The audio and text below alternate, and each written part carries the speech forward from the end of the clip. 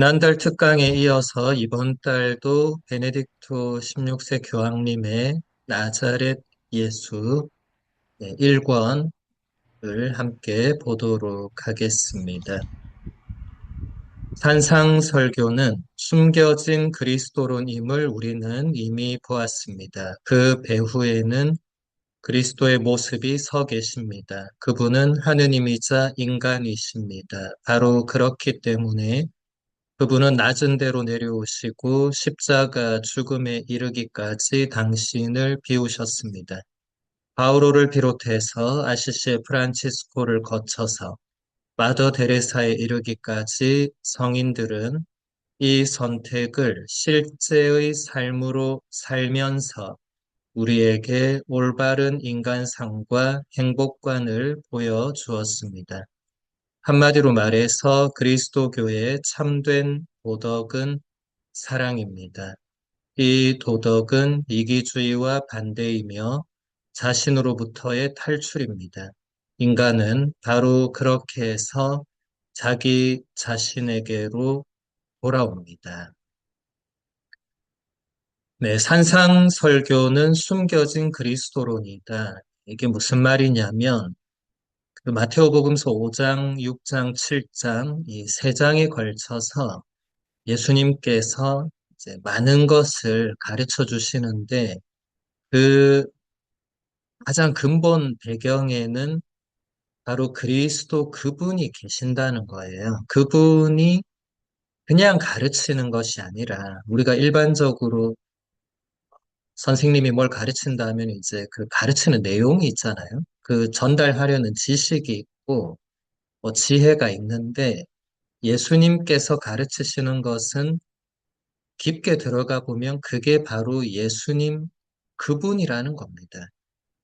예수님은 다른 어떤 지식을 우리에게 전하러 오신 게 아니라 예수님은 하느님이신 바로 당신을 가르치시는 거죠.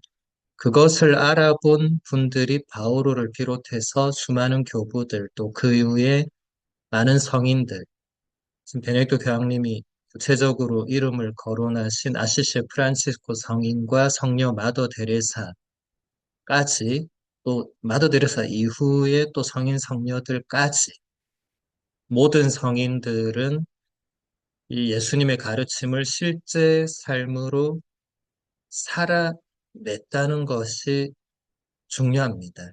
베네딕토 교황님은 이것을 다른 문헌들에서도 많이 강조를 하셨거든요. 성인들은 살아있는 성경입니다. 그러니까 성경에 나오는 그 내용을 정말 삶으로 실천을 하셨던, 그래서 우리에게도 그런 본보기를 보여주신 분이죠. 그리고 그 가장 또 그 성인들에게 공통된 밑바탕은 사랑이고, 이것은 이기주의와는 반대되고 자신으로부터 탈출해서, 그러니까 자신을 넘어서서 다른 사람을 향해 있으면서 결국은 또 참된 자기 자신에게로 돌아오는 그 여정이 되는 이 사랑의 신비죠. 베네딕토 교황님 첫 번째 회칙이 데우스 까리타스 에스트, 하느님은 사랑이십니다 였죠.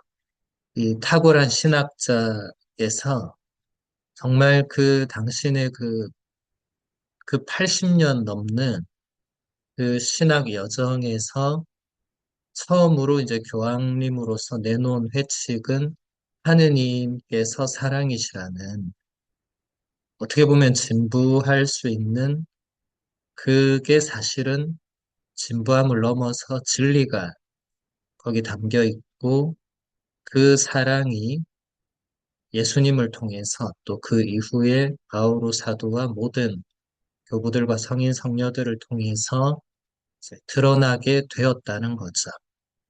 이제 우리도 죽을 때까지 그 사랑을 실천하면서 살아야 되는데 우리는 이 예수님의 사랑을, 하느님께서 예수님을 통해서 보여주시고 가르쳐 주신 사랑을 죽을 때까지 배워야 됩니다. 내 방식대로 사랑하려는 것이 아니라 예수님께서 보여주시고 가르쳐 주신 대로. 예수님께서도 요한복음 13장에서 보면 내가 너희를 사랑한 것처럼 너희도 서로 사랑하라고 분명하게 명령하셨죠. 사랑이 우리가 생각한 사랑이 있을 수 있고 또 개개인이 또 추구하는 사랑이 있을 수 있는데 우리 그리스도인들은 무엇보다도 예수님께서 보여주시고 가르쳐 주신 그 사랑을 추구하고 배우고 그것을 실천하도록 노력해야 됩니다.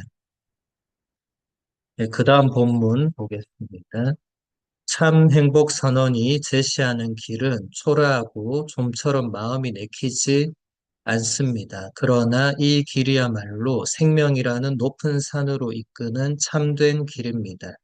산상설교에는 사랑의 길로 가는 여정을 그려놓았습니다. 이 사랑의 길을 걸어야만 삶의 풍요로움과 인간 소명의 위대함이 밝혀집니다. 산상설교의 첫 부분, 5장 그 첫 부분은 이제 참 행복 선언. 마음이 가난한 사람은 행복하다. 하늘나라가 그들의 것이다. 이렇게 쭉 이어지는 그 선언이 사실은 가장 핵심이 되는데, 그 겉으로 볼 때는 그 길은 우리가 가고 싶지 않은 길입니다. 그 내용들을 읽어보면 인간적으로는 좋을 게 없어요. 그런데 베네딕토 교황님은 그 길이야말로 생명이라는 높은 산으로 이끄는 참된 길이다. 산상설교란 말이 말 그대로 산 위에서 설교를 하셨다는 건데 베네딕토 교황님은 그걸 또 이렇게 생명이라는 높은 산으로 그 설교를 또 그대로 빗대어서 표현을 하죠. 이런 것은 교부들이 즐겨 사용했던 수사학 기법인데 교황님도 굉장히 수준 높은 수사학 기법을 많이 사용하십니다. 성상설교의 핵심은 사랑의 길로 가는 여정이 됩니다. 그래서 우리는 그 길을 걸어야만 삶의 풍요로움과 인간 소명의 위대함이 거기서 밝혀진다는 것을 깨닫는다. 그래서 여러분들이 매일 미사도 참여하실 것이고 성경도 따로 읽고 묵상할 것인데 무엇보다도 복음의 가장 핵심적인 내용, 예수님께서 가르쳐 주시고자 했던 그 가장 본질적인 내용의 그 핵심적 내용, 그 가장 근본 배경은 그 산상설교에 있다는 거거든요. 이것은 교황님의 말씀일 뿐만 아니라 교부들도 그게 복음의 가장 대헌장이고 복음의 가장 핵심이 거기에 산상설교 안에 담겨 있다. 그래서 그 마태복음서 5장, 6장, 7장이야말로 이 가장 거기가 중심이 되는. 그래서 그 세 장을 끊임없이 읽고 묵상하고 그 안에서 우리가 걸어가야 할 길, 또 우리가 살아야 할그 행동 방식, 이런 것을 찾고 또 우리가 생각하는 그 사고 방식, 이런 것도 그 안에서 배워야 한다는 것입니다.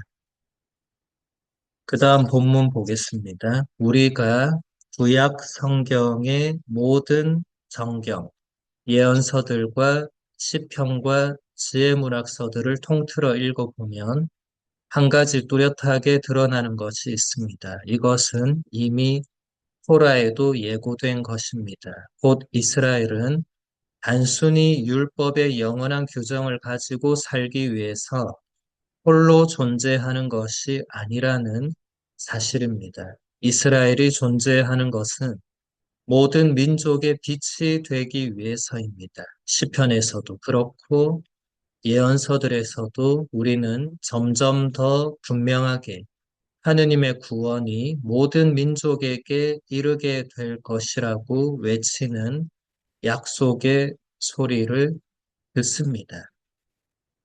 예, 이게 구약과 이스라엘 백성의 존재 이유고 의미입니다. 구약은 신약을 위해서 존재합니다. 그리고 이스라엘은 만백성의 구원을 위한 도구로 존재합니다. 이것을 이스라엘이 잊어버리면 문제가 발생합니다. 구약에서도 끊임없이 문제가 발생하는 것을 보았고, 그 이후의 역사 안에서도 볼 수 있었죠. 제가 말씀드리는 것은 단순히 이스라엘이라는 지금 현대 국가의 지도자나 시스템이 문제가 있다. 이런 차원을 얘기하는 게 아닙니다. 베네딕토 교황님도 그런 차원을 말씀하시는 것이 아닙니다. 이스라엘이라는 이 백성의 중요성은 한 번도 변하지 않았거든요. 하느님께서 온 인류에게 당신 자신을 드러내시고 보여주시고 알려주시고 온 인류를 구원하시기 위한 도구로 선택한 백성입니다. 하느님의 선택은 철회될 수 없기 때문에 이스라엘은 계속 그 중요성이 있죠. 그리고 이스라엘은 그것을 스스로가 깨달아야 됩니다. 이것은 이스라엘만이 깨달을 수 있는 특별한 소명이기 때문에 누가 옆에서 좀 깨달아라 한다고 해서 깨달을 수 있는 차원은 아니죠.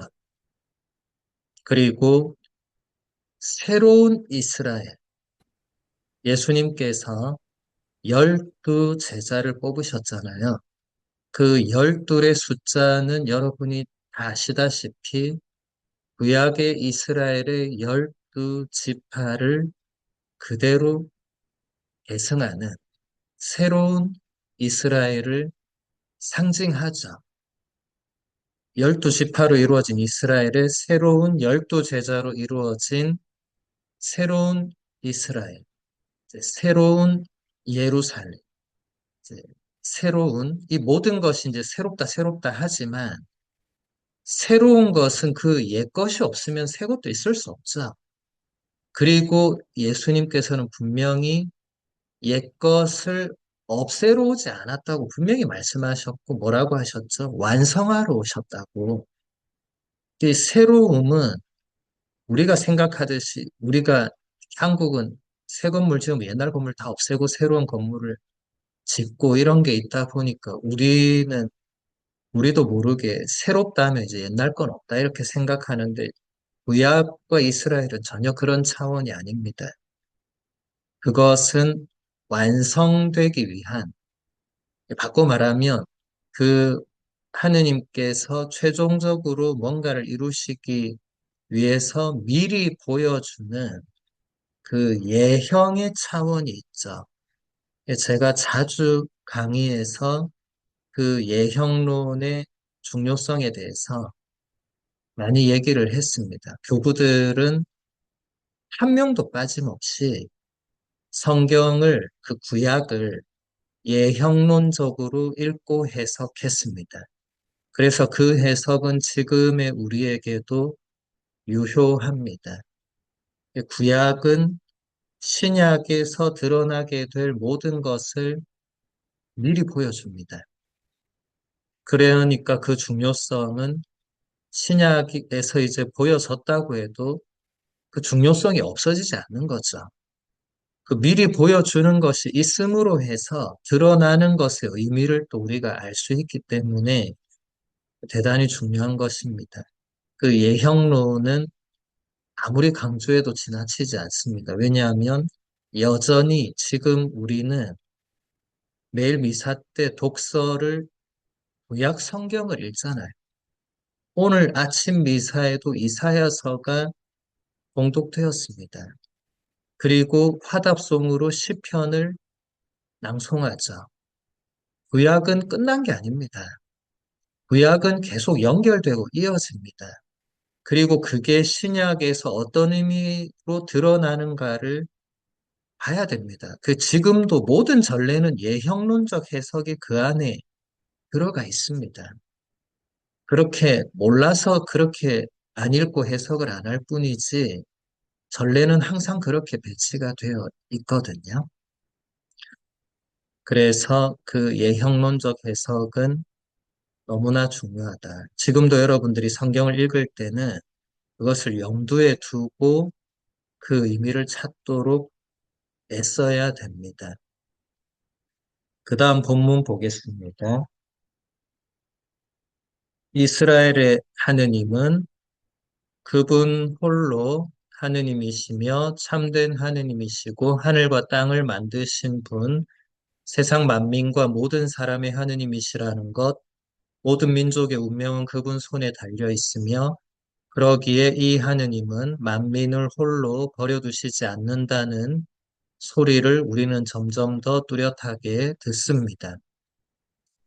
모든 이가 그분을 알아모시고 늘 이스라엘을 적대하던 두 강대 세력인 이집트와 바빌론이 언젠가는 이스라엘과 손을 맞잡고 한 분 하느님을 예배할 날이 올 것이라는 소리를 우리는 듣습니다. 국경선이 무너지고 세상 모든 민족은 이스라엘의 하느님을 자기네 하느님으로 한 분이신 하느님으로 알아모시고 예배하리라는 소리를 우리는 듣습니다. 이거 어디서 듣죠?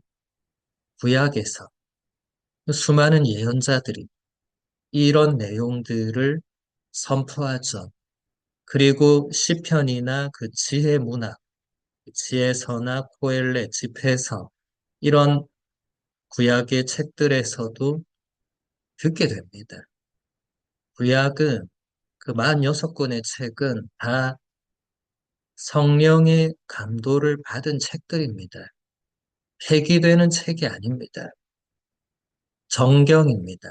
교회가 공식적으로 이게 하느님의 말씀을 담고 있는 경전이라고 공식적으로 인정하고 선포하고 전례에서 사용하는 책이죠.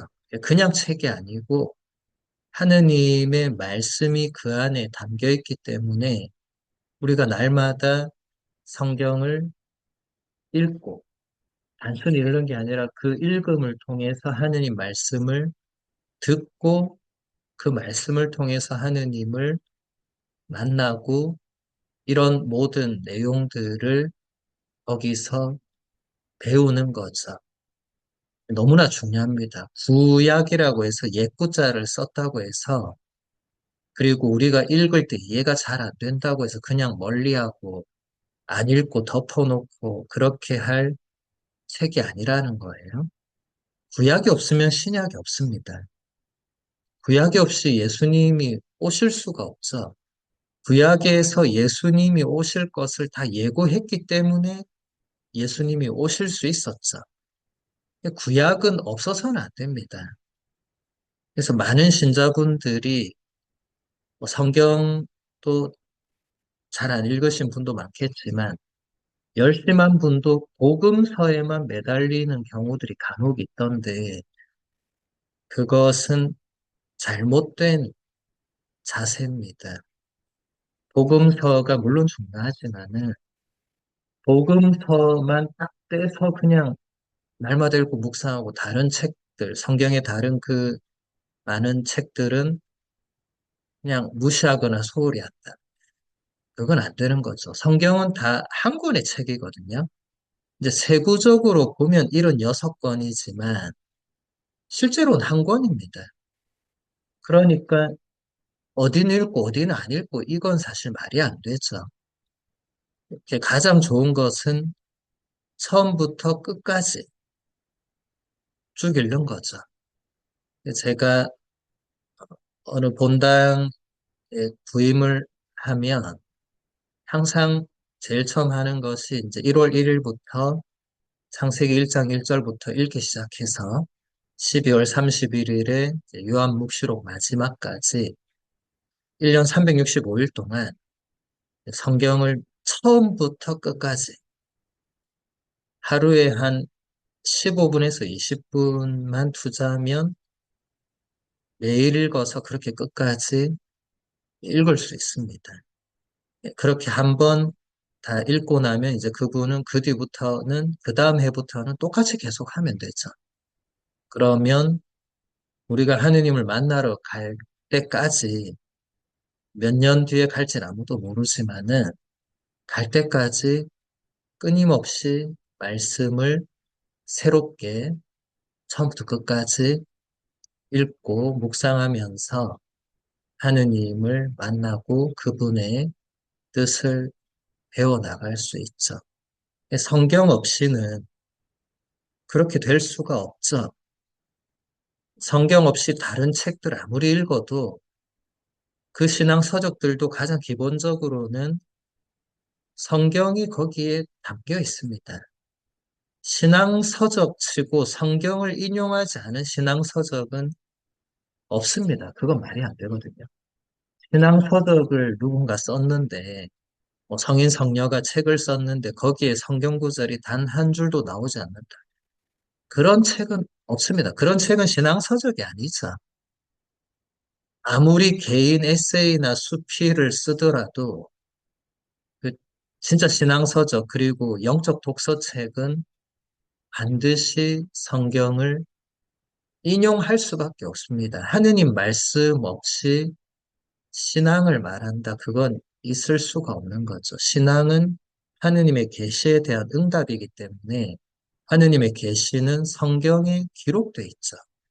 그러니까 성경에 대한 중요성은 아무리 강조해도 지나치지 않습니다.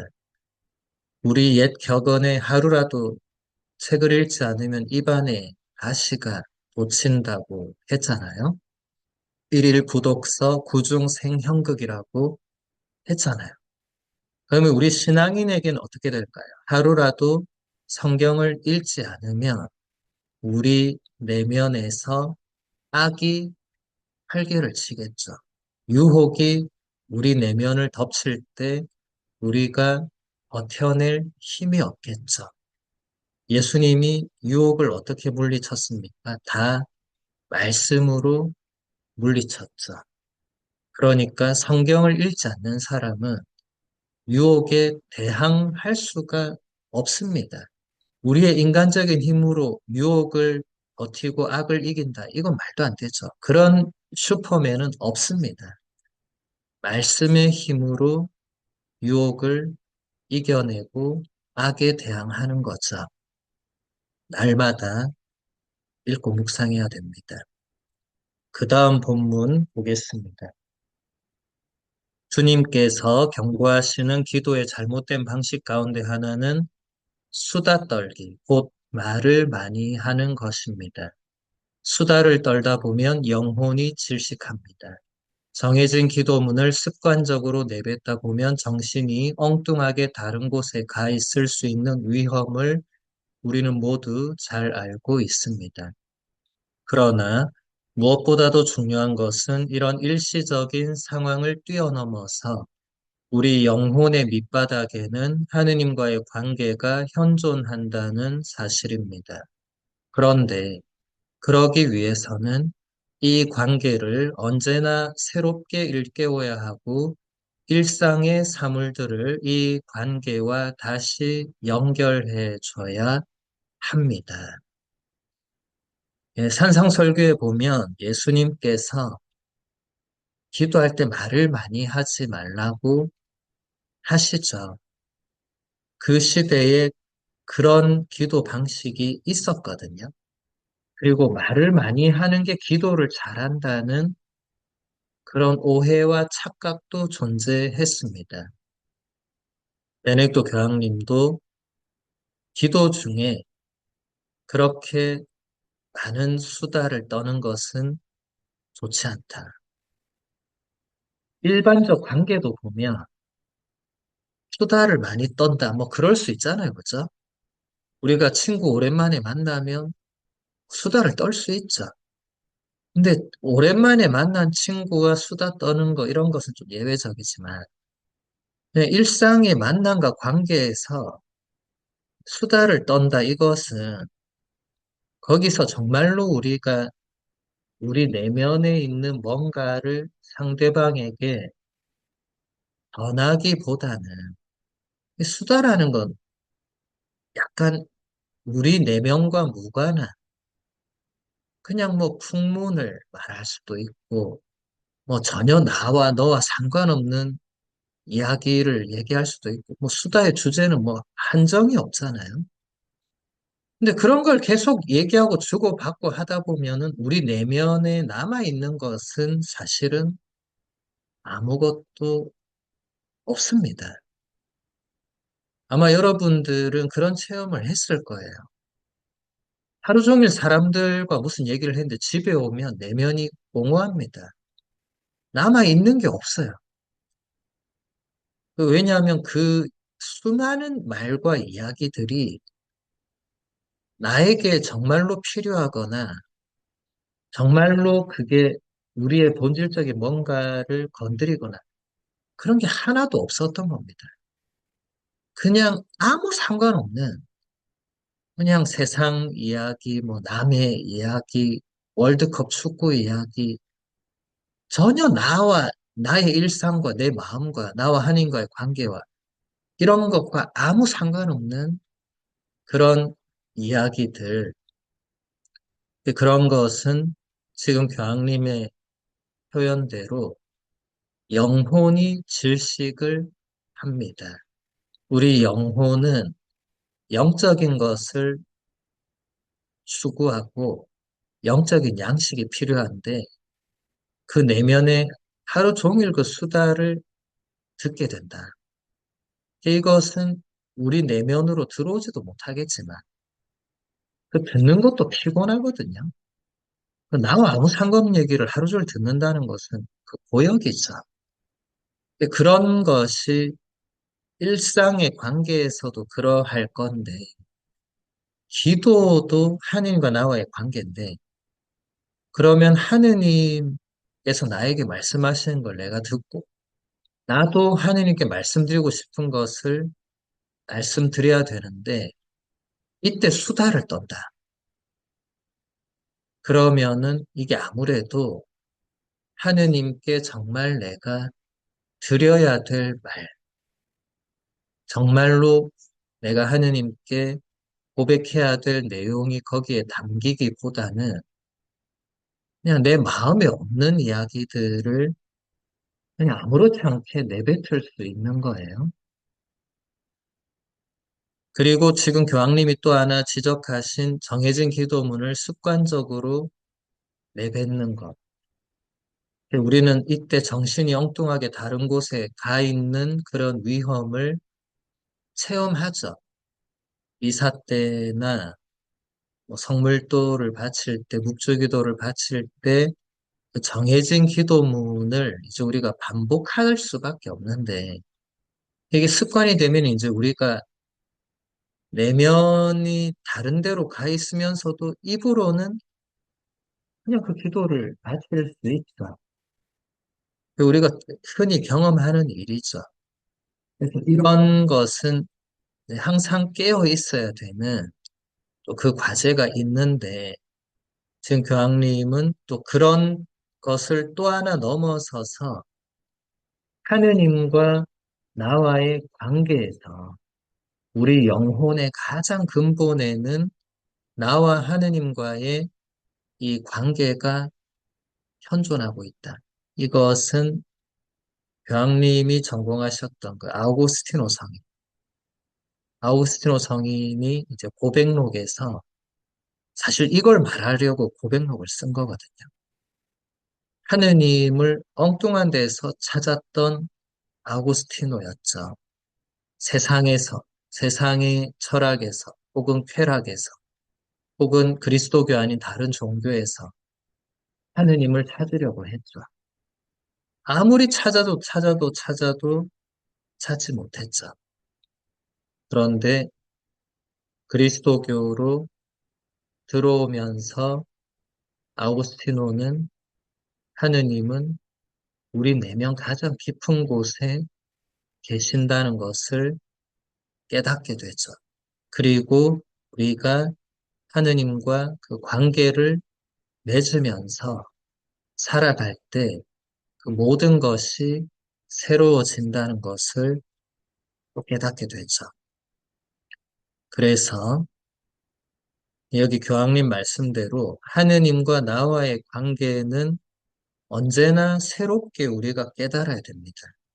왜냐하면 우리가 세상을 살다 보면 이 가장 밑바탕에 있는 하느님과 나와의 관계를 잊어버리고 살 때가 사실 많죠. 그래서 항상 그것을 다시 새롭게 깨달아야 되고, 나와 하느님과의 관계뿐만 아니라 나 이외의 다른 모든 존재도 하느님과의 관계가 있죠. 하느님은 우주 만물의 창조주시죠. 모든 것의 아버지시죠. 그러니까 생명이 있든 없든 모든 이 존재하는 모든 것은 하느님과 관계가 있습니다. 이것을 연결시키고 회복시키고 새롭게 해야 하는 것도 우리의 역할이라고 교황님이 잘 가르쳐 주고 계시는 거죠. 그 다음 본문 보겠습니다. 우리는 기도문에 기댈 필요도 있습니다. 기도문은 온 교회와 각 사람이 하느님을 만나는 가운데 형성된 것입니다. 따라서 기도문에 도움이 없다면 우리 각자의 기도와 하느님 상은 주관적인 것이 되고 살아계신 하느님이라기보다 우리 자신을 투사하는 것에 지나지 않을 것입니다. 기도문은 처음에는 이스라엘의 믿음에서, 그 다음에는 교회 안에서 기도하는 사람들의 믿음에서 솟아오른 말입니다. 이를 통해 우리는 하느님을 배우고 우리 자신을 배워 알게 됩니다. 이 말은 기도를 가르쳐주는 학교로서 삶을 변화시키고 개방하는 법을 가르쳐 줍니다. 예, 방금 전에 교황님은 정해진 기도문을 바칠 때의 위험을 언급하셨는데, 이번에는 반대로 그 정해진 기도문의 의미를 또 설명해 주십니다. 정해져 있는 그 기도들은 여기 교황님 설명대로 온 교회와 각 개인이 하느님을 만나는 가운데 형성된 것입니다. 교회가 채택한 공적 기도문들은 하늘에서 뚝 떨어진 게 아니란 거예요. 그 오랜 세월 동안의 그 교회의 체험과, 그러니까 그 오랜 세월 동안 개개인들이 또 바쳤던 기도들이 그 정해진 기도문 안에 스며들어 있고, 한두 명이 아니겠죠, 그죠? 그것이 종합적으로 형성된 것이기 때문에 대단히 중요하고, 이 기도문의 도움이 없다면 우리 각자의 기도와 하느님 상은 주관적인 것이 될 수밖에 없고, 살아계신 하느님 그분이 아니라 우리 자신이 투사하는 하느님, 우리가 만들어내는 하느님, 자판기 같은 하느님, 그런 상을, 잘못된 하느님 상을 가지게 된다. 위험한 거죠. 그래서 기도문은 이스라엘의 믿음에서 시편을 떠올려 보시면 쉽게 이해할 수 있겠죠. 시편 기도가 바로 이스라엘이 하느님과 맺는 관계에서 그 기도를 바친 것이 그렇게 모아져서 150편의 기도가 된 거죠. 이것은 성모님도 바친 기도고 예수님도 바친 기도입니다. 그래서 그 중요성은 그 이상 뭐 다른 걸로 표현 안 해도 성모님과 예수님이 바치신 기도문이면 우린 당연히 해야 되죠. 그래서 우리가 지금도 날마다 미사 때의 화답송, 그리고 성물도의 가장 주된 기도는 시편입니다. 그것도 성물도는 모든 시편이 세 개로 되어 있습니다. 한 번도 아니고 두 번도 아니고 세 번씩 시편으로 기도합니다. 그만큼 이 정해진 기도문은 중요합니다. 그것을 통해서 우리가 하느님을 배우고 우리 자신을 배워서 알게 되기 때문에 그렇습니다. 그래서 정해진 기도문은 기도를 가르쳐 주는 학교와도 같다. 그래서 여러분이 매일 미사를 못 가더라도, 못 가더라도 그 매일 미사 전례문은 얼마든지 매일 미사 책을 통해서 혹은 매일 미사 앱을 통해서 얼마든지 볼 수 있잖아요. 보시면 되겠죠. 그리고 성물도도 예전에는 사제 수도자 신학생들만 하는 기도라는 인식이 있었지만 이제 오늘날에는 그런 인식이 거의 없어졌죠. 그래서 오늘날에는 많은 신자들이 굳이 재속회를 하지 않더라도, 뭐 재속회원들은 당연히 하겠고, 그런 재속회에 속하지 않더라도 성물도를 바치는 분들이 많습니다. 이미 제2차 바티칸 공의회는 그 성물도를 이제 공식적으로 이제 시간 전례라고 하는데, 시간 전례를 사제나 수도자만 바친다 이렇게 가르친 적이 한 번도 없고, 가능한 한 신자들이 바치도록 권고했습니다. 그런데 신자들은 이제 일상의 삶을, 이제 사회생활을 해야 되니까 아무래도 성물도를 아침부터 밤까지 그 시간에 바치기가 쉽지는 않죠. 그러다 보니까 그걸 의무적으로 하진 않았지만은 의무는 아니라도 얼마든지 신자들이 성물도를 바칠 수 있다. 그래서 오늘날 여러분들도 얼마든지 개인적으로 성물도를 책을 사서 바칠 수 있고 아니면 요즘 성물도도 다 앱으로 그냥 나오거든요. 성경 앱, 매일미사 앱, 성물도 앱 다 공짜입니다. 앱 구입 비용이 없어요. 그냥 다운받으면 됩니다. 그러면 언제든지 여러분들 휴대폰으로도 성경을 읽을 수 있고 매일 미사 그 전례문도 볼 수 있고 성물도도 바칠 수 있어. 성물도는 어떻게 바치는지 모르는 분은 이미 바치고 있는 분들한테 물어보면 금방 알 수 있고 그것도 그 쉽지 않은 분은 그 성물도 앱을 받으면 성물도 앱은 바치는 순서대로 앱이 그대로 짜여져 있어요. 책과 달라요, 조금. 책은 이제 책으로 바치는 분은 왔다 갔다 해야 되거든요. 그런데 앱으로 바치는 분은 왔다 갔다 할 게 없어요. 그냥 그 앱 안에 순서대로 쭉 되어 있어서 그냥 그 순서대로 쭉 바치면 됩니다. 정말 좋은 세상입니다. 이 좋은 세상에서 얼마든지 우리가 하느님을 그렇게 만나고 우리 삶도 하나님 뜻대로 변화되고 할 수 있다는 거죠. 하면 된다는 거죠. 안 해서 문제지 옛날처럼 못할 상황은 없는 겁니다. 그 다음 본문 보겠습니다. 우리는 하느님으로부터 너무 멀리 떨어져 있고 하느님은 우리에게 너무 신비롭고 위대하십니다. 그러기에 하느님은 우리를 도우러 오셨습니다. 그분은 몸소 우리에게 기도의 말씀을 미리 주시고 우리에게 기도하는 법을 가르치십니다. 그분으로부터 오는 기도의 말씀들로 당신께 가는 길을 마련하게 하시며 그분이 우리에게 선물로 주신 우리 형제들과 함께 기도를 드림으로써 당신을 차츰차츰 배워 알게 하시고 당신과 가까워지게 하십니다.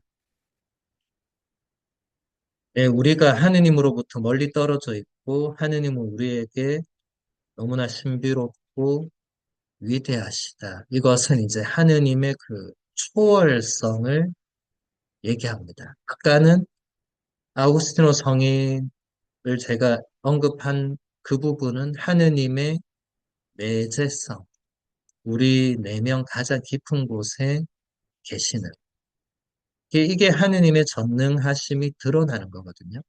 하느님은 우주 만물을 초월해 계신 분이죠. 오늘날 과학이 발달해서 망원경으로 그 우주 저 먼 곳도 보잖아요. 거기에서 하느님이 보였습니까?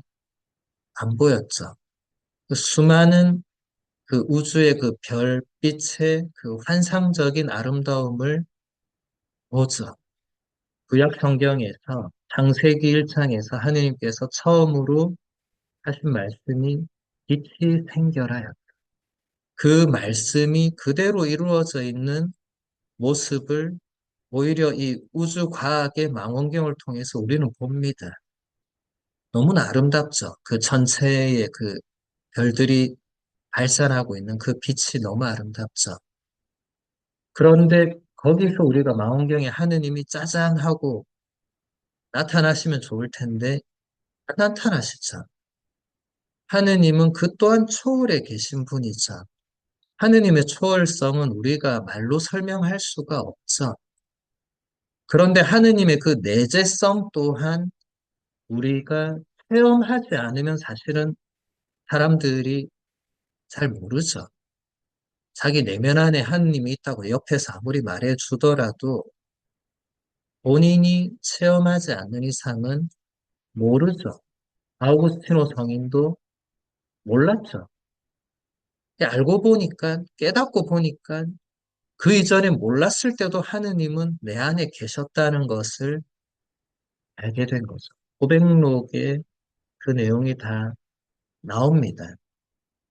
그래서 하느님은 그 초월성에서 우리를 도와주시려고 당신이 우리와 함께 있다는 것을 알게 해 주시려고 직접 인간 세상에 인간의 모습으로 오셨죠. 그리고 몸소 우리에게 가르쳐 주셨죠. 그래서 산상설교가 너무 중요한 겁니다. 하느님이 몸소 오셔서 가르쳐 주신 거예요. 그런데 그 이전에 그런 구약은 하느님의 가르침이 아니냐. 구약도 당연히 하느님 가르침이죠. 하느님께서는 그 구약의 그 예언자들을 통해서도 가르침을 주셨죠. 그리고 모세에게는 직접 계명을 주셨죠. 그러니까 성경 안에서 하느님은 끊임없이 우리 인간에게 다가오시고 가르쳐 주시고 우리가 당신을 알고 당신께 가는 길을 배우고 익히도록 그렇게 하시는 거죠. 정말 놀라운 사랑이라고 할 수 있습니다. 그 다음 본문 보겠습니다. 그래서 성경에 전해진 예수님의 말씀들을 정확하게 듣는 일이 매우 중요합니다. 우리는 예수님께서 주님의 기도에 나오는 말들로 우리에게 물려주시려고 했던 그분의 생각을 잘 알아차려야 합니다. 동시에 주님의 기도가 그분 자신의 기도에서 나온 것임을 아드님께서 하느님 아버지와 나누신 말씀에서 나온 것임을 늘 염두에 두어야 합니다. 이것은 주님의 기도가 단순한 말마디의 경지를 넘어서 엄청난 깊이에까지 이른다는 뜻입니다. 그것은 모든 시대의 사람을 넉넉하게 품에 안을 만큼 폭넓은 기도입니다. 그러기에 역사 비평적이기만 한 해설이 아무리 중요하다 하더라도 그것만으로는 그 뜻을 다 파헤칠 수 없습니다. 산상설교에서도 가장 중심이 되는 것은 주님의 기도입니다. 주님의 기도는 예수님께서 직접 가르쳐 주신 기도이고 또 그 내용을 보면 예수님이 하느님과 나누신 그 대화의 내용이 주님의 기도에 그대로 담겨 있습니다. 그래서 사실 그 문장을 보면 되게 단순한 말마디들이지만 그 깊이는 그 단순함을 완전히 넘어섭니다. 제가 지난 학기에 교리신학원에서 이제 프란치스코 교황님의 주님의 기도 해설을 이제 다루었는데 한 학기를 다루어도 사실 다 다룰 수가 없을 만큼 깊이가 있었거든요. 프란치스코 교황님도 사실 그 주님의 기도를 다 다룰 수가 없잖아요. 그 깊이를. 그래서 교황님은 주로 하느님 아버지의 그 사랑에 많이 초점을 맞추어서 해설을 하시더라고요. 근데 그것조차도 한 차원이지 그 주님의 기도는 그 안에 한 차원만 있는 게 아니거든요. 그래서 그 중요성은 우리가 매일 바치기는 하지만 매일 바친다고 해서 우리가 잘 알고 있는 차원은 아닙니다. 그래서 여기 베네딕토 교황님 말씀대로 우리는 예수님께서 주님의 기도에 나오는 그 말들, 표현들로 우리에게 물려주시고자 했던 예수님의 생각을 알아야 됩니다. 그 기도를 매일 바치면서 그냥 바치는 게 아니라 혹은 누군가를 위해서 바치는 물론 그것도 중요한 차원이지만 거기에 머무르지 않고 예수님께서 이 구절을 통해서 우리에게 무엇을 가르쳐 주고자 하셨는가? 하늘에 계신 우리 아버지라는 이 첫 소절만 잠깐 생각해 봐도 첫 소절의 그 첫 단어는 우리말로는 하늘이지만 그 원문으로는 아버지라는 단어가 가장 먼저 나오거든요. 그러니까 그 원문 순서대로 하면 아버지 우리 계시는 하늘 이렇게 됩니다. 원문 순서대로. 우리말은 그게 어법에 안 맞으니까 결국 하늘에 계신 우리 아버지. 근데 원문의 그 순서하고는 완전히 안 맞죠. 근데 사실 원문 순서도 중요하거든요. 예수님은 제자들이 기도를 가르쳐 달라고 청했을 때 기도를 가르쳐 주시면서 첫 단어로 아버지를 말씀하신 겁니다. 그리고 프란치스코 교황님은 그 맥락을 잘 알아차리셨죠. 그래서 주님의 기도 해설에서 그 아버지라는 부분을 집중적으로 가르쳐 주셨거든요. 예수님이 의도한 바가 그거라는 거예요. 우리가 기도할 때 하느님을 아버지라고 부르면서 그러니까 하느님을 아버지로 알아서 아버지와 아들, 아버지와 딸의 관계에서 기도를 드려야 된다. 이게 무엇보다도 중요한 겁니다. 하느님이 아버지가 아닌 사람들은 그 뒤에 기도문들 아무리 읽어봤자 의미 없는 거예요. 그냥 아까처럼 정해진 기도문을 생각 없이 줄줄 외우는 차원에 그칠 수밖에 없는 거죠. 기도할 때는 하느님을 아버지로 우리가 생각하고 또 이것은 생각의 차원에서 끝나는 게 아니라 아버지에게 자녀가 말씀드리는 것처럼 기도해야 된다는 거죠. 첫 소절만 해도 이런 차원이 있는 겁니다. 한 단어에만. 해도. 그러니까 그 뒤에 이어지는 구절들, 그 많은 단어들 안에 담겨 있는 차원은 우리가 뭐 지금 이 시간에 다 다룰 수도 없고, 제가 지난 학기 해보니까 한 학기로도 다 다룰 수도 없고, 죽을 때까지 기도하면서 우리가 그 차원들을 조금씩 깨달을 수밖에 없는 것입니다. 그 다음 본문 보겠습니다. 인간이 올바로 기도하려면 먼저 진리 안에 있어야 합니다. 진리는 곧 하느님과 하느님 나라가 최우선이라는 것입니다. 먼저 우리는 우리 자신으로부터 벗어나서 하느님께 우리를 열어드려야 합니다. 우리가 그분과 올바른 관계에 있지 않으면 제대로 되는 일이 아무것도 없습니다. 그러기에 주님의 기도도 하느님과 함께 시작하고 그분을 출발점으로 해서 우리를 인간의 길로 이끕니다. 네, 교황님은 올바로 기도하기 위한 조건을 지금 가르쳐 주시는데 진리 안에 있어야 올바른 기도가 나온다. 진리는 무엇이냐? 하느님과 하느님 나라가 최우선이 되어야 한다. 네, 각주 3번에 보면 마테오복음서 6장 33절에 예수님 가르침. 이 또한 산상설교죠, 그렇죠? 너희는 먼저 하느님의 나라와 그분의 의로움을 찾아라. 그러면 이 모든 것도 곁들여 받게 될 것이다. 이 모든 것은 뭘 말하는 거죠?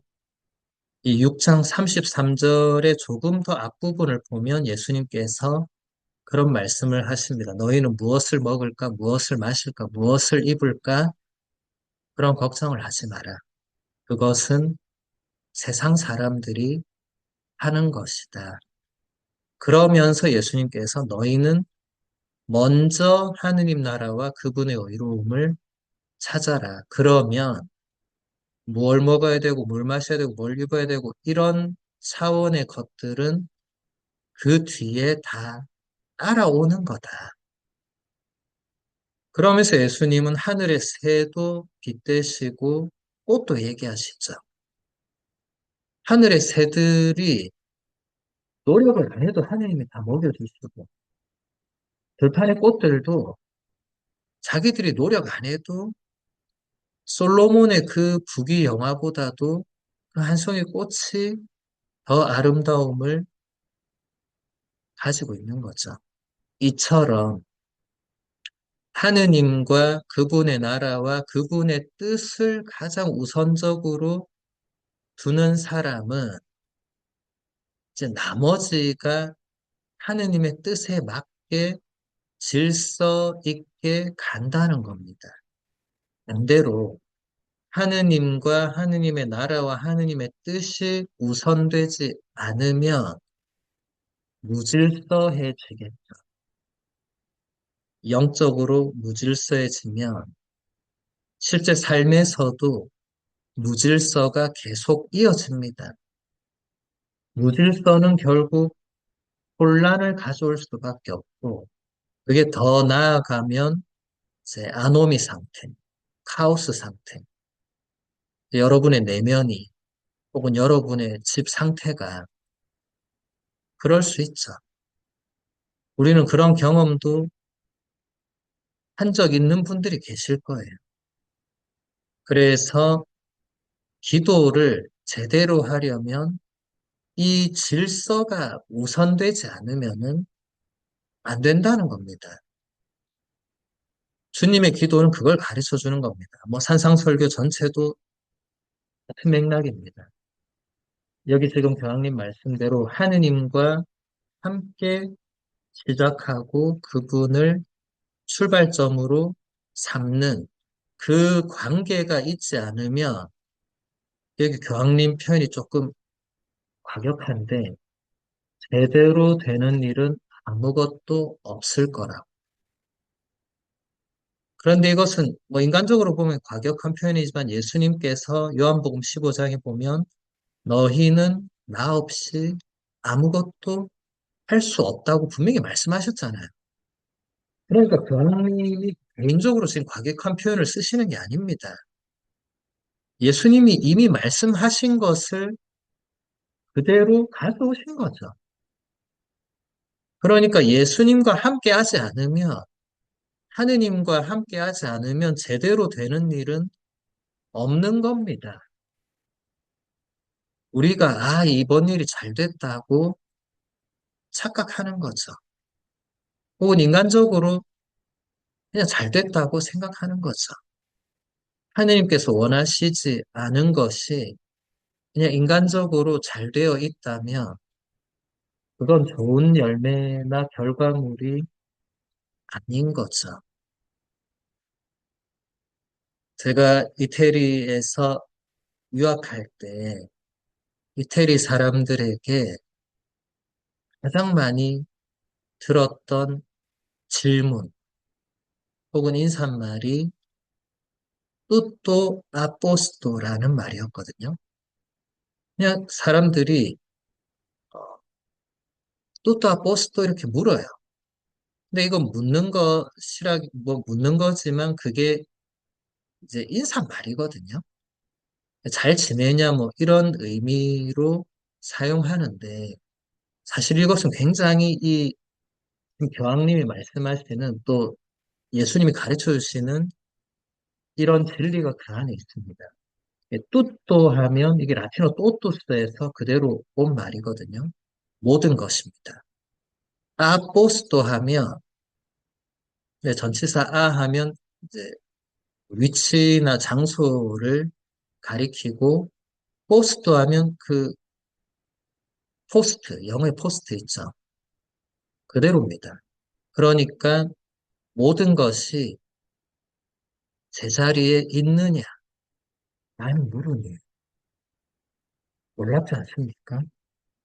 이 가벼운 인사말이 굉장히 철학적이고 사실 이 모든 내용이 그 세 단어 안에 그대로 담겨 있죠. 그래서 처음에는 뚜따 포스트 이렇게 들었을 때 그냥 뭐 그래 잘 지내고 지나갔는데 언젠가부터 그 물음을 딱 듣는 순간 모든 것이 제자리에 있는가를 저 스스로 묻게 되더라고요. 이게 무슨 의미죠? 내가 지금 기도를 우선적으로 하고 있는가? 내가 하느님부터 찾고 있는가? 내가 해야 될 일을 제대로 지금 하고 있는가? 이 그 뒤에 수많은 물음들이 거기서부터 파생되는 거죠. 그 내용이 바로 지금 이 내용입니다. 하느님과 하느님 나라가 가장 우선적으로 먼저 이루어질 때 나머지 것들이 제자리에 있을 수 있습니다. 그래야 질서와 균형과 조화가 이루어집니다. 첫 자리에 있어야 될 것이 첫 자리에 있지 않으면 첫 자리에 있지 않아야 될 것이 첫 자리를 차지하겠죠. 그러면 질서가 깨지잖아요. 그러면 나머지도 뚜또 아포스토가 안 되겠죠. 무너지는 거죠. 그리고 그렇게 무너진 걸 바로잡지 않으면 계속해서 무너져 갑니다. 그리고 나중에는 도로 돌아오는 것이 쉽지 않겠죠. 그래서 예수님의 이 말씀, 너희는 먼저 하느님의 나라와 그분의 의로움을 찾아라. 또 이것이 표현되는 것이 주님의 기도에 그대로 표현이 되고, 우리가 일상의 삶에서도 가장 먼저 하느님을 찾고, 하느님께서 나에게 원하시는 게 무엇인가를 찾고, 그 방향으로 나의 삶을, 오늘 하루를, 매 순간순간을 그렇게 추구해 나가는 그게 우리 신앙인의 삶이 되겠죠. 시간이 다 돼서 마무리하도록 하겠습니다.